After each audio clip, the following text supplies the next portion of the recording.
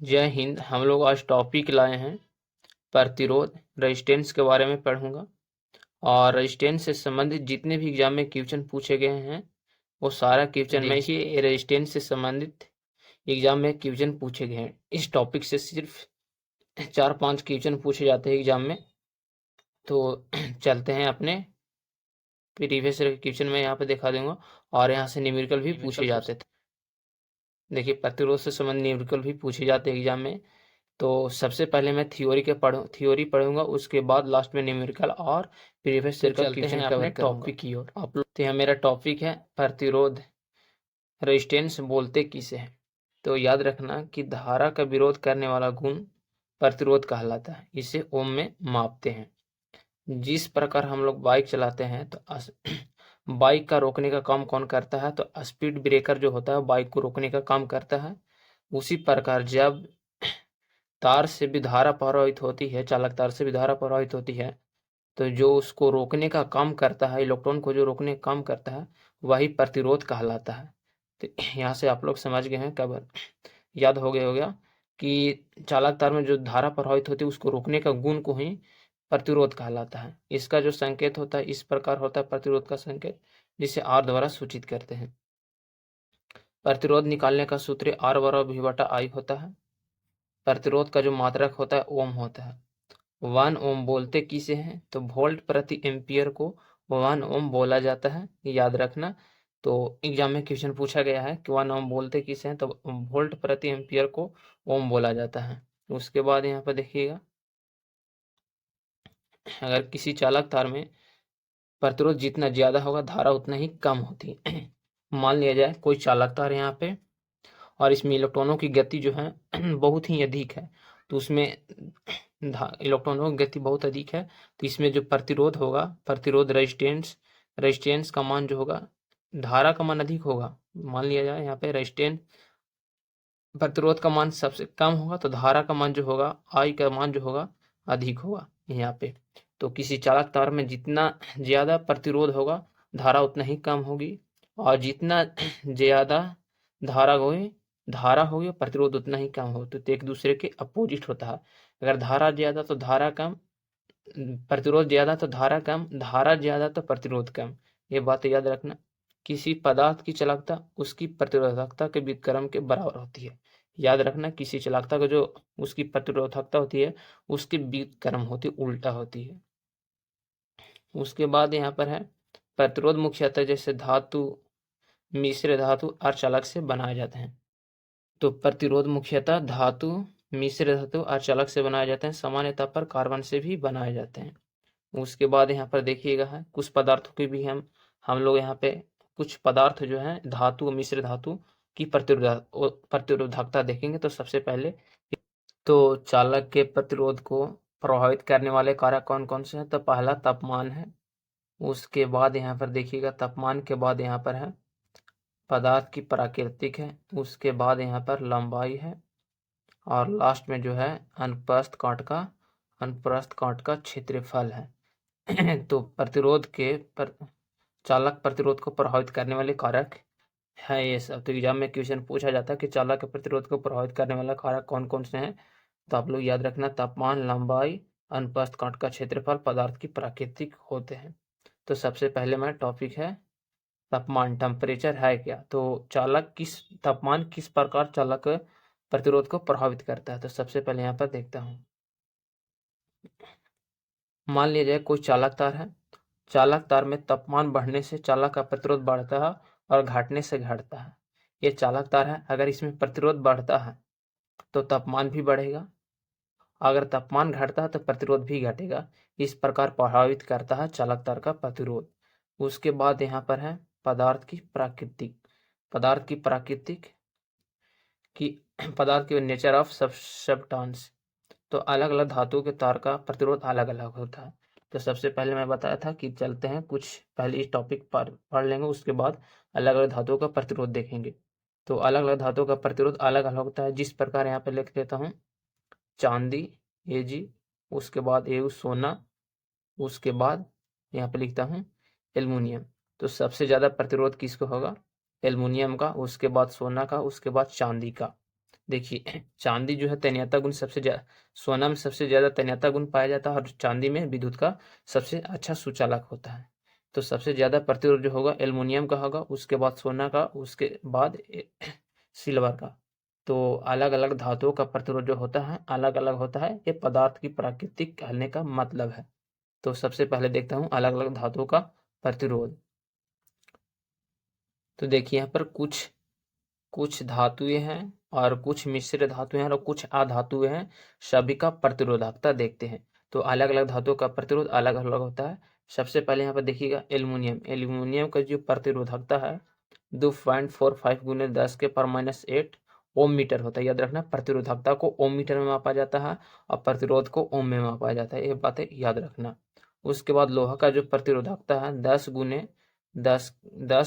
के पर माइनस 8 ओम मीटर है। उसके बाद तांबा का जो प्रतिरोधकता है 1.56 गुने 10 के पर माइनस 8 ओम मीटर है। उसके बाद चांदी का जो प्रतिरोधकता है 1.51 गुने 10 के पर माइनस 8 ओम मीटर है।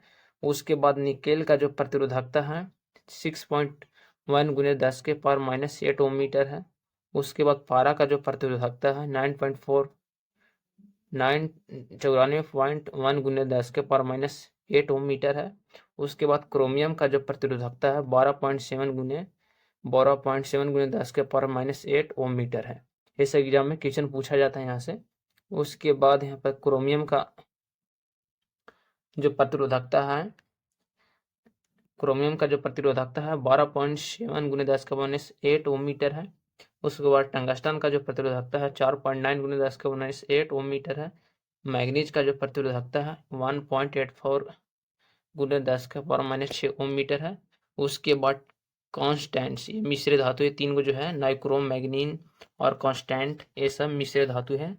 ये सब मिश्र जो कॉन्स्टेंट जो मिश्र धातु है कॉपर और निकेल का मिश्र धातु है, जो इसकी प्रतिरोधकता होती है 49 गुने 10 के पावर माइनस 6 ओम मीटर होता है। उसके बाद मैग्नीन का जो प्रतिरोधकता है 51.5 गुने 10 के पावर माइनस 6 ओम मीटर होता है। और नाइक्रोम का जो प्रतिरोधकता होता है, नाइक्रोम जो मिश्र धातु है निकेल, क्रोमियम, मैग्नीज और लोहा का मिश्र धातु है और इसकी प्रतिरोधकता 111 गुने 10 के माइनस 6 ओम मीटर होता है। उसके बाद अधातुओं की प्रतिरोधकता देखते हैं।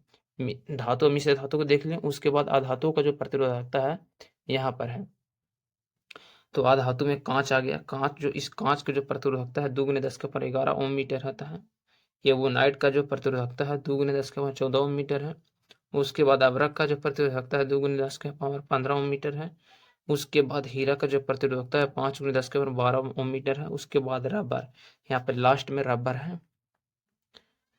रबर का जो प्रतिरोधकता है 1 गुने 10 के पावर 16 ओम मीटर है। तो जितनी जिस चालक तार में जितनी प्रतिरोधकता होगी उसमें धारा का मान कम होगा और प्रतिरोधकता कम होगा तो धारा का मान ज्यादा होगी, एक दूसरे के अपोजिट होता है। तो यहाँ पर कुछ पदार्थों की प्रतिरोधकता देख लिए। अब चलते हैं यहाँ पे अगले टॉप, पदार्थ की प्राकृतिक। तो यहाँ पे समझ लिए कि अलग अलग धातुओं का प्रतिरोध अलग अलग होता है। उसके बाद लंबाई, लंबाई को समझते हैं चालक का प्रतिरोध को प्रभावित करने वाला ये भी कारक है। तो सबसे पहले लंबाई यहाँ पर है। तो चालक तार की लंबाई बढ़ने से प्रतिरोध बढ़ता है और घटने से घटता है। तो मान लिया जाए कोई चालक तार है, अगर इसमें चालक तार की लंबाई बढ़ा दिया, लेंथ की लंबाई बढ़ा दिया जाए तो इसका जो प्रतिरोध है, ये प्रतिरोध भी, इसका प्रतिरोध भी बढ़ेगा। अगर घटा दिया जाए चालक तार की लंबाई तो प्रतिरोध भी घटेगा। इस प्रकार होता है। तो एग्जाम में क्वेश्चन पूछा जाता है कि किस चालक तार की मान किस में प्रतिरोध बढ़ाने से उसका प्रतिरोध बढ़ जाता है, तो लंबाई में इस प्रकार होता है, याद रखना। उसके बाद यहाँ पर है 4 नंबर अनुप्रस्थ काट का क्षेत्रफल। तो अनुप्रस्थ काट का क्षेत्रफल घटने से उस चालक का प्रतिरोध बढ़ता है और बढ़ने से प्रतिरोध घटता है। तो जिस प्रकार लंबाई में होता था उसी प्रकार अनुप्रस्थ काट के क्षेत्रफल में उल्टा हो रहा है। जिस प्रकार लंबाई, चालक तार की लंबाई बढ़ा दिया जा रहा था तो उसका रेजिस्टेंस था वो भी बढ़ जा रहा था। अगर घटा दिया जाता था लंबाई, चालक तार की लंबाई, तो उसका रेजिस्टेंस भी घट रहा था। तो इसका इसमें अपोजिट है अनुप्रस्थ काट के क्षेत्रफल में। अगर अनुप्रस्थ, ये देखिए अनुप्रस्थ काट का क्षेत्रफल, ये जो है अनुप्रस्थ काट का क्षेत्रफल, ये भी है अनुप्रस्थ काट का क्षेत्रफल है। कौन जो ये मान लीजिए ये अनुप्रस्थ काट का क्षेत्रफल होता है, ये अनुप्रस्थ काट का क्षेत्रफल होता है, याद रखना। तो एक लंबाई के अपोजिट है अनुप्रस्थ काट का क्षेत्रफल। किस प्रकार है अपोजिट, तो उसको समझ लिए होंगे। तो देखिए यहाँ पर अनुप्रस्थ काट का क्षेत्रफल किस प्रकार मान लिया जाए। यहाँ पे अनुप्रस्थ काट का क्षेत्रफल को हम क्षेत्रफल के घटने से चालक का प्रतिरोध बढ़ता है। अनुप्रस्थ काट का क्षेत्रफल को एरिया ए से सूचित करते हैं, जिसे हम एरिया बोलते हैं। अनुप्रस्थ काट का क्षेत्रफल अगर बढ़ा दिया जाए, जो उसका प्रतिरोध है रेजिस्टेंस वो घट जाएगा। अगर अनुप्रस्थ काट का क्षेत्रफल जो घटा दिया जाए तो इसका रेजिस्टेंस जो है बढ़ जाएगा। एक दूसरे के अपोजिट होता है, ये बातें याद रखना। उसके बाद चलते हैं नेक्स्ट।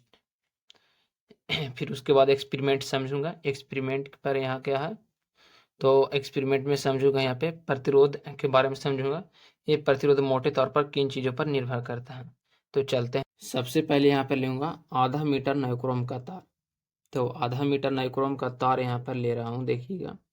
आधा मीटर नाइक्रोम के तार को इस सबसे पहले मैं इसको प्रयोग करने के लिए, एक्सपेरिमेंट को देखने के लिए सबसे पहले आधा मीटर का नाइक्रोम का तार लूँगा, उसके बाद 1 मीटर नाइक्रोम का तार, उसके बाद 2 मीटर नाइक्रोम का तार, और उसके बाद आधा मीटर नाइक्रोम का तार का टुकड़ा लूँगा, मोटे तार का टुकड़ा लूँगा। उसके बाद एमीटर। एमीटर क्या है, तो एमीटर जो है विधारक की प्रवृत्ता को सीधे एम्पियर में मापता है। कहने का मतलब ये विधारक को बताता है कि कितने सेकंड में कितना धारा प्रभावित हो रहा है। उसके बाद स्विच, 9 वोल्ट की बैटरी और परिपथ में जोड़ने के लिए तार, एक वायर लूँगा। तो चलते हैं। तो सब तार से जोड़ दिया जाता है। आधा मीटर नाइक्रोम के तार को स्विच से जोड़ा जाता है और उसके बाद 9 वोल्ट की बैटरी दिया जाता है और फिर एमीटर में देखा जाता है तो 2 एम्पियर की धारा प्रवाहित होता है। 1.5 मीटर नाइक्रोम के तार में जब तार से जोड़ा जाता है, 1.5 मीटर नाइक्रोम के तार में 9 वोल्ट की बैटरी से जोड़ा जाता है तो एमीटर में 2 एम्पियर की धारा प्रवाहित होता है। ये इसमें देखा जाता है। उसके बाद यहाँ पर 1 मीटर नाइक्रोम का तार लिया जाता है। कितना, तो 1 मीटर नाइक्रोम का तार जब लिया जाता है, परिपथ में जोड़ा जाता है, उसके बाद स्विच दिया जाता है, उसके बाद 9 वोल्ट की बैटरी से जोड़ा जाता है तो एमीटर में 1 एम्पियर की धारा प्रवाहित हो रहा है। सबसे पहले आधा मीटर नाइक्रोम का तार लिया गया, तो आधा मीटर नाइक्रोम के तार में 2 एम्पियर की धारा प्रवाहित हो रही है। 1 मीटर नाइक्रोम के तार में 1 एम्पियर की धारा प्रवाहित हो रही है। उसके बाद यहाँ पर देखा गया विभवांतर सब में सेम है। यहाँ पे विभवांतर देखिए 9 वोल्ट की बैटरी था, वहाँ पे भी 9 वोल्ट की बैटरी था, वहाँ पर भी 9 वोल्ट की बैटरी था। तो 2 मीटर नाइक्रोम का तार लिया गया, परिपथ में जोड़ा गया तार से, स्विच दिया गया, 9 वोल्ट की बैटरी से जोड़ा गया तो एमीटर में 0.5 एम्पियर की धारा प्रवाहित होने लगी। तो यहाँ पे सबसे पहले ये निष्कर्ष निकला कि तार की लंबाई बढ़ाने या घटाने से इसका जो विधारा का मान था घट या बढ़ रहा था, याद रखना। और इसमें सेम वोल्ट दिया जा रहा था। तो सबसे पहले आधा मीटर नाइक्रोम का तार लिया गया, विभवांतर इसमें तीनों में सेम है। देखिए यहाँ पे विभवांतर जो सेम है। आधा मीटर नाइक्रोम के तार में जब 9 वोल्ट की बैटरी से जोड़ा गया, स्विच दिया गया, 2 एम्पियर की धारा प्रवाहित होने लगा। उसके बाद 1 मीटर नाइक्रोम के तार में 9 वोल्ट की बैटरी से जोड़ा गया था तो 1 एम्पियर की धारा प्रवाहित हुई। उसके बाद 2 मीटर नाइक्रोम के तार में 9 वोल्ट की बैटरी से जोड़ा गया तो 0.5 एम्पियर की धारा प्रवाहित हुआ। यहाँ पे प्रतिरोध का क्या हुआ, तो प्रतिरोध निकाला गया। तो प्रतिरोध निकालने का सूत्र हम बताए थे, R बराबर V बटा I होता है। क्या होता है, तो R बटा V बटा I। तो देखिए यहाँ पर विभवांतर कितना दिया था, 9 वोल्ट दिया था। उसके बाद धारा कितना प्रवाहित हो रहा था, पहला में आधा मीटर नाइक्रोम के तार में तो 2 एम्पियर का, तो भाग डिवाइड जब कीजिएगा तो 4.5 ओम आ जाएगा। कितना, 4.5 ओम आएगा। तो यहाँ पे प्रतिरोध इस प्रकार निकाला गया है। यहाँ पे तो प्रतिरोध निकालने का आप लोग फार्मूला जानते हो, तार बराबर V बटा बाई आई से निकाला है यहाँ पे। तो यहाँ पे सबसे पहले ये देखा गया कि जिस प्रकार नाइक्रोम का तार को घटाया गया वहाँ पे प्रतिरोध जो है, प्रतिरोध घटता गया और धारा का मान बढ़ता गया। और नाइक्रोम का तार को जब बढ़ाया गया तो धारा का मान घटता गया, प्रतिरोध का मान बढ़ता गया। यहाँ पर ये निष्कर्ष निकला कि तार की जितनी लंबाई होगी धारा का मान उतना ही कम होगा, प्रतिरोध उतना ही ज्यादा होगा। तार जितना ही छोटा होगा विधारक का मान उतना ही ज्यादा होगा और धारा उतना ही ज्यादा प्रभावित होगी।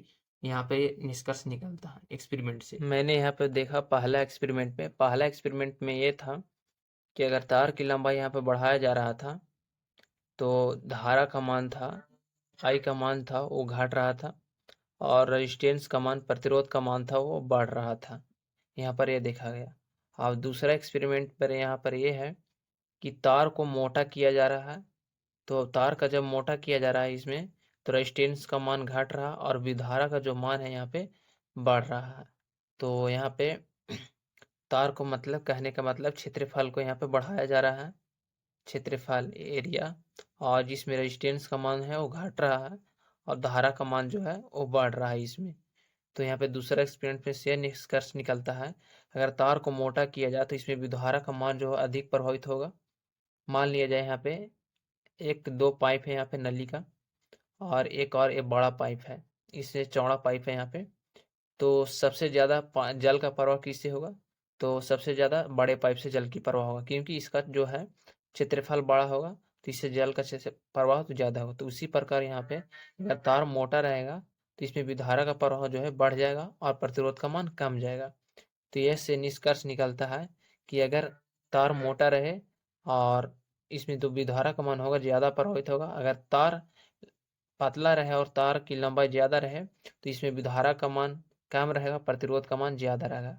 तो यहाँ पे पहला एक्सपेरिमेंट था कि आधा मीटर का मोटे नाइक्रोम का तार लिया गया है और जब परिपथ से जोड़ा गया और स्विच दिया गया 9 वोल्ट की बैटरी से जोड़कर, तो एमीटर में साढ़े चार का एम्पियर की धारा प्रवाहित होने लगा।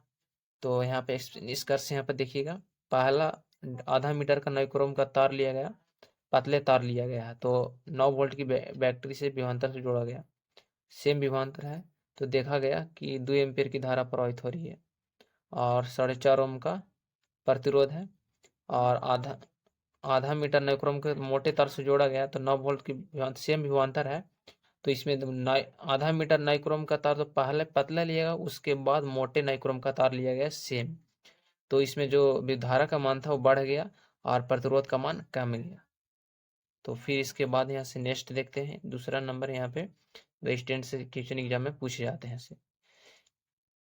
यहाँ से क्वेश्चन फिर कि अगर प्रतिरोध है तार की लंबाई बढ़ाने से, अगर प्रतिरोध में तार की लंबाई बढ़ाने पर बढ़ने से बढ़ जाता है, प्रतिरोध में जो होता है तार की लंबाई अगर बढ़ेगा तब प्रतिरोध का मान भी बढ़ जाएगा। यहाँ पर लिखना है, देखिएगा, अगर रेजिस्टेंस का मान बढ़ेगा तो तार की लंबाई भी बढ़ेगा, एल का भी मान बढ़ेगा। फिर इसके बाद यहाँ पर है कि अगर अनुप्रस्थ कांट का क्षेत्रफल बढ़ाने से प्रतिरोध भी कम हो जाता है। अगर अनुप्रस्थ कांट का क्षेत्रफल, ये डब्बा मान लिया जाए, अनुप्रस्थ कांट का क्षेत्रफल अगर बढ़ाया जाए तो उसका जो प्रतिरोध होता है वो कम हो जाता है। यहाँ पर जो एल है, यहाँ पे एल तार की लंबाई होता है, और जो ए होता है एरिया, अनुप्रस्थ कांट का क्षेत्रफल होता है, आर समानुपाती एल का होता है। यहाँ पर क्या होता है, तो आर समानुपाती एल का होता है। प्रतिरोध निकालने का सूत्र आर बराबर रो इंटू एल बाई ए होता है। उसके बाद यहाँ पर नेक्स्ट है रेजिस्टेंस से संबंधित न्यूमेरिकल क्वेश्चन। तो पहला टाइप का यहाँ पर क्वेश्चन है कि अगर प्रतिरोध रेजिस्टेंस से संबंधित क्वेश्चन है, यदि किसी चालक तार की लंबाई बढ़ाकर दुगनी कर दिया जाए तो इसका प्रतिरोध कितना गुना हो जाएगा। फिर दूसरे टाइप का यहाँ पर क्वेश्चन है, प्रतिरोध से 4 टाइप का यहाँ पर क्वेश्चन लिया गया है। चारों टाइप का प्रश्न है, आप लोगों के एग्जाम में यहाँ से क्वेश्चन पूछा है, तो चारों टाइप से संबंधित क्वेश्चन मैं करूंगा। अगर किसी चालक तार की लंबाई खींचकर दुगनी कर दिया जाए तो इसका प्रतिरोध कितना गुना हो जाएगा। अगर किसी चालक तार का अनुप्रस्थ कांट का क्षेत्रफल बढ़ाकर दुगनी कर दे तो इसका प्रतिरोध कितना गुना हो जाएगा। फिर 4 टाइप का क्वेश्चन यहाँ पर लास्ट वाला कि अगर किसी चालक तार की लंबाई बढ़ाकर दुगनी एवं अनुप्रस्थ कांट का क्षेत्रफल बढ़ाकर दुगनी कर दिया तो इसका प्रतिरोध कितना गुना हो जाएगा। तो चलते हैं यहाँ पे एक्सपेरिमेंट। यदि तार की लंबाई बढ़ाकर 10 गुना कर दिया जाए तो इसका प्रतिरोध पर क्या प्रभाव पड़ेगा। तो मान लीजिए एक तार है और इसकी लंबाई बढ़ाकर 10 गुना कर दिया जा रहा है, कितना, 10 गुना, तो इसका प्रतिरोध पर क्या प्रभाव पड़ेगा। तो इसका प्रतिरोध पर पड़ेगा प्रभाव जो पड़ेगा 10 गुना ही हो जाएगा। ऐसे एग्जाम में क्वेश्चन जो पूछा गया ये लॉन्ग तरीका से बनता है क्वेश्चन, बहुत ही बड़ा मेथड बनेगा। तो एग्जाम में ऐसे क्वेश्चन बहुत ही कम समय में मिलता है और ऐसा क्वेश्चन पूछा जाता है, तो याद रखना शॉर्टकट ट्रिक से। मान लिया जाए दूसरे नंबर यहाँ पे देखता हूँ उदाहरण के तौर पर, अगर किसी चालक तार की लंबाई n गुना है तो उसका प्रतिरोध पर क्या प्रभाव पड़ेगा। तो उसका जो प्रतिरोध होगा n गुना ही होगा। अगर किसी चालक तार की लंबाई 5 गुना है, अगर किसी चालक तार की लंबाई 5 गुना कर दिया जाए तो इसका प्रतिरोध पर क्या प्रभाव पड़ेगा। तो उसका प्रतिरोध जो होगा 5 गुना ही होगा। फिर यहाँ से नेक्स्ट देखते हैं सेम प्रश्न पर। फिर नेक्स्ट प्रश्न है कि यदि तार के प्रतिरोध 50 है, 50 नहीं, यहाँ पर 5 ओम होगा, ठीक, सॉरी, 5 ओम है, तो यदि तार का प्रतिरोध पर क्या प्रभाव पड़ेगा अगर 10 गुना कर दिया जाए। तो अगर तार का प्रतिरोध कितना 5 ओम है, ठीक, कितना 5 ओम है, और इसका प्रतिरोध पर क्या प्रभाव पड़ेगा अगर 10 गुना कर दिया जाए। यहाँ पर देखिएगा सेम प्रश्न यहाँ पर है, तार की लंबाई को 10 गुना कर दिया तो इसका प्रभाव 10 गुना ही हो रहा था। यहाँ पे अबरी यहाँ पे दिया है, वो प्रतिरोध दे चुका है, और इसका प्रतिरोध पर क्या प्रभाव पड़ेगा अगर 10 गुना कर दिया जाए। तो यहाँ पे 10 गुना करते तो 10 गुना पहले लिख देंगे, उसके बाद यहाँ पर प्रतिरोध दे चुका है तो प्रतिरोध से हम गुना कर देंगे, तो 10 पचे कितना हो जाएगा 50, 50 हो जाएगा। अगर यहाँ पर 50 दिया है तो 50 गुने 10 करेंगे तो कितना हो जाएगा, तो 500 हो जाएगा। तो यहाँ पर राइट ऑप्शन हो जाएगा 500 गुना हो जाएगा, ऑप्शन ए सही होगा, यहाँ पर 50 लिखा जाएगा। फिर नेक्स्ट प्रश्न है यहाँ पे कि यदि तार की लंबाई को 10 गुना कर दिया जाए तो इसका प्रतिरोध पर क्या प्रभाव पड़ेगा। तो एक तार की लंबाई है और इसके 10 गुना कर दिया जाए तो इसके प्रतिरोध पर क्या प्रभाव पड़ेगा। तो इसके प्रतिरोध पर जो प्रभाव पड़ेगा वो 10 गुना ही रहेगा, कितना 10 गुना ही रहेगा। अगर तार की लंबाई को 10 गुना कर दिया जाए तो इसका प्रतिरोध पर प्रभाव पड़ेगा 10 गुना ही रहेगा। यहाँ पे 100 गुना, सॉरी गलत लिखा गया, तो इसका प्रतिरोध जो होगा 10 गुना ही होगा। फिर नेक्स्ट यहाँ पे प्रश्न है, एक तार का प्रतिरोध 40 है, ठीक, यदि तार की लंबाई खींचकर 5 गुना कर दिया तो इसका प्रतिरोध पर क्या प्रभाव पड़ेगा। तो एक देखिए यहाँ पे प्रतिरोध यह है 40 और इसकी लंबाई खींचकर 5 गुना कर दिया जा रहा है, 5 गुना कर दिया जा रहा है, तो 5 गुना कहने का मतलब 5 का स्क्वायर होगा तो कितना हो जाएगा 25। अब 25 गुने 4 करेंगे तो कितना हो जाएगा 100, तो यहाँ पे 100 हो जाएगा, और एक जीरो पहले से था तो 1000 ओम हो जाएगा, कितना 1000 ओम हो जाएगा। इसके प्रतिरोध पर 1000 ओम का प्रभाव पड़ेगा। यहाँ पे 40 लिखा था, यहाँ 4 गलती से लिखा गया। फिर नेक्स्ट है कि एक चालक तार का अनुप्रस्थ कांट का क्षेत्रफल बढ़ाकर दुगनी कर दिया जाए तो इसका प्रतिरोध कितना गुना हो जाएगा। तो इसका जो प्रतिरोध होगा, अनुप्रस्थ कांट का क्षेत्रफल बढ़ाकर दुगनी कर दिया जाए तो इसका प्रतिरोध R/2 गुना हो जाएगा, याद रखना। ये सब बातें न्यूमेरिकल से क्वेश्चन पूछे जाते हैं। फिर नेक्स्ट है यहाँ पे कि यदि किसी चालक तार की लंबाई बढ़ाकर दुगनी एवं अनुप्रस्थ कांट का क्षेत्रफल बढ़ाकर दुगनी कर दिया तो इसका प्रतिरोध कितना गुना हो जाएगा। तो ये यहाँ पे याद रखना, R बराबर सूत्र है तो रो इंटू L/A होता है। इस पर ये फार्मूला बनेगा, क्वेश्चन बनेगा, तो आप लोग बना कर जरूर कमेंट बॉक्स में पिन कीजिएगा। उसके बाद एग्जाम में क्वेश्चन जो पूछा गया था वो क्वेश्चन देखते हैं यहाँ पे। तो फर्स्ट क्वेश्चन यहाँ पर है कि प्रतिरोध डैश का उपयोग मापा जा सकता है। तो प्रतिरोध का उपयोग करके किसको मापा जाता है। तो प्रतिरोध को मापने के लिए किसका उपयोग किया है, तो ओम मीटर का। तो ओम मीटर को मापा जाता है प्रतिरोध को उपयोग करके। तो ओम मीटर किसके द्वारा मापा जाता है, प्रतिरोध द्वारा। उसके बाद यहाँ पर नेक्स्ट क्वेश्चन है कि निम्न में से प्रतिरोध किस कारक पर निर्भर नहीं करता है।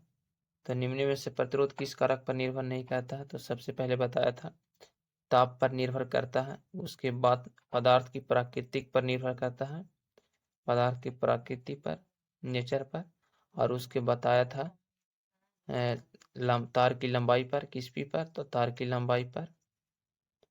और उसके बाद क्या बताया था, पदार्थ की प्रकृति, तार की लंबाई, अनुप्रस्थ कांट का क्षेत्रफल पर। एक और था जो मुझे याद नहीं आ रहा है, एक और था, एक और कौन था, तो अनुप्रस्थ कांट का क्षेत्रफल। एक और था अनुप्रस्थ कांट का क्षेत्रफल पर निर्भर करता है। तो निम्न में से किस कारक पर नहीं, तो मैं बता दिया, चाहे ताप पर निर्भर करता है, अनुप्रस्थ कांट का क्षेत्रफल पर भी निर्भर करता है, पदार्थ की प्राकृतिक पर और तार की लंबाई पर। तो ये पदार्थ के रंग पर ये प्रतिरोध निर्भर नहीं करता, किसी चालक तार का प्रतिरोध पदार्थ के रंग पर निर्भर नहीं करेगा। उसके बाद यहाँ पर नेक्स्ट क्वेश्चन है, नेक्स्ट क्वेश्चन यहाँ पर ये है, नेक्स्ट क्वेश्चन यहाँ पर देखिएगा है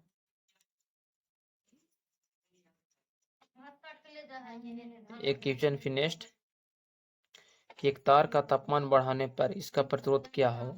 तो मान लें सबसे पहले चालक तार का प्रतिरोध जो मैं बता रहा था, अगर किसी चालक तार में तापमान बढ़ाया जा रहा था तो रेजिस्टेंस का मान बढ़ रहा था, और जो धारा का मान था वो धारा का मान भी घट रहा था।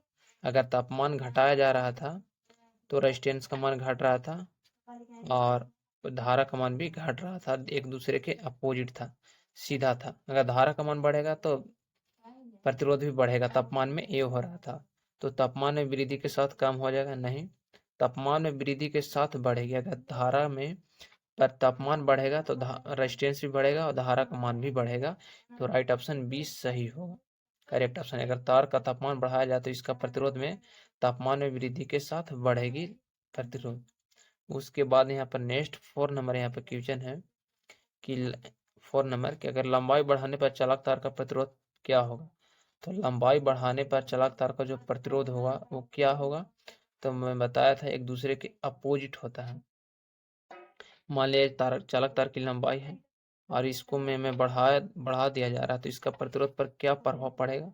तो पहला ऑप्शन घटेगा, बढ़ेगा, पड़तित रहता है, कुछ नहीं कहा जा सकता। तो राइट ऑप्शन यहाँ पर होगा। तो राइट ऑप्शन कौन सा होगा। तो लंबाई बढ़ने पर चालक तार का जो प्रतिरोध है वो बढ़ता है। तो सबसे पहले मैं बताया था इसमें जब चालक तार का प्रतिरोध निर्भर करता है किन किन कारकों पर। तो मैं बताया था कि अगर चालक तार की लंबाई बढ़ेगा, चालक तार की अगर लंबाई बढ़ेगा तो इसका जो प्रतिरोध भी क्या होगा, बढ़ेगा। अगर चालक तार की लंबाई घटेगा तो इसका प्रतिरोध भी है क्या, तो घटेगा। तो एक दूसरे के बराबर होती है। अगर चालक तार की लंबाई बढ़ेगा तो प्रतिरोध भी बढ़ेगा, अगर लंबाई घटेगा तो प्रतिरोध भी घटेगा। तो राइट ऑप्शन बढ़ता है। अगर लंबाई बढ़ाया जाए तो चालक तार का जो प्रतिरोध होगा वो बढ़ता है। ऑप्शन भी सही होगा 4 का। उसके बाद यहाँ पर नेक्स्ट था 5 नंबर। 5 नंबर क्वेश्चन था कि अगर किसी तार की लंबाई को दुगनी करने पर उसका प्रतिरोध पर क्या प्रभाव पड़ता है। तो मान लीजिए एक तार की लंबाई है, लंबाई को 2r किया जा रहा है, 2l किया जा रहा है और उसका प्रतिरोध पर क्या प्रभाव पड़ेगा। तो मैं सबसे पहले बताया अगर किसी चालक तार की लंबाई बढ़ाया जाए तो उसका जो प्रतिरोध होता है वो क्या होता है, बढ़ेगा। तो इसका प्रतिरोध क्या होगा। तो अगर चालक तार की लंबाई को दुगनी करने पर इसका प्रतिरोध क्या होगा। तो राइट ऑप्शन कौन सा होगा। तो चालक तार की लंबाई दुगनी कर दे तो उसका प्रतिरोध भी दुगना हो जाएगा। ऑप्शन ए सही होगा। कंसेप्ट को समझते चलिए। यहाँ पर नेक्स्ट क्वेश्चन 6 नंबर कि अगर तार का प्रतिरोध R है तो यदि तार की लंबाई खींचने पर दुगनी हो जाता तो नया प्रतिरोध पर क्या प्रभाव होगा। एक तार है, प्रतिरोध एक तार का प्रतिरोध R है और तार की लंबाई खींचकर दुगनी कर दी जाए 2l किया जा रहा है तो नया प्रतिरोध कितना गुना हो जाएगा। तो तार का जो प्रतिरोध होगा वो 4r हो जाएगा। कितना, 4r। तो राइट ऑप्शन हो जाएगा 4r। तार की लंबाई खींचने पर इसका प्रतिरोध होगा 4r हो जाएगा। राइट ऑप्शन बी सही होगा 6 का। फिर नेक्स्ट क्वेश्चन है पर 7 नंबर यदि प्रतिरोध आधा हो जाए तो धारा होगा। अगर प्रतिरोध आधा है तो धारा का मान कितना हो जाएगा। तो राइट ऑप्शन हो जाएगा यहाँ पे। तो राइट ऑप्शन हो जाएगा अगर प्रतिरोध आधा हो जाए तो धारा का मान भी कितना हो जाएगा, दुगना हो जाएगा। अगर प्रतिरोध आधा है तो धारा का मान कितना हो जाएगा, दुगना। राइट ऑप्शन 2 हो जाएगा, ऑप्शन ए। तो ऑप्शन भी सही होगा। नेक्स्ट क्वेश्चन है यदि किसी चालक तार की लंबाई 1 पर प्रतिरोध निर्भर द्वारा की जाती है। तो यदि किसी चालक तार की लंबाई l है तो प्रतिरोध निर्भरता निर्भर निर्माण द्वारा दी जाती है। तो याद रखना कि l समानुपाती तार की लंबाई से जो समानुपाती होता है प्रतिरोध R समानुपाती l होता है। क्या, R समानुपाती l होता है, याद रखना है। 9 नंबर है यहाँ पे कि यहाँ पर क्वेश्चन है कि यदि किसी धातु तार का अनुप्रस्थ कांट का क्षेत्रफल दुगुना कर दिया तो इसका प्रतिरोध कितना गुना हो जाएगा। तो अनुप्रस्थ कांट का क्षेत्रफल दुगुना किया जाए तो इसका प्रतिरोध आधा हो जाएगा। ऑप्शन बी सही होगा। ऑप्शन की कौन सा सही होगा, ऑप्शन बी सही होगा। उसके बाद 10 नंबर यहाँ पर क्वेश्चन देखिएगा।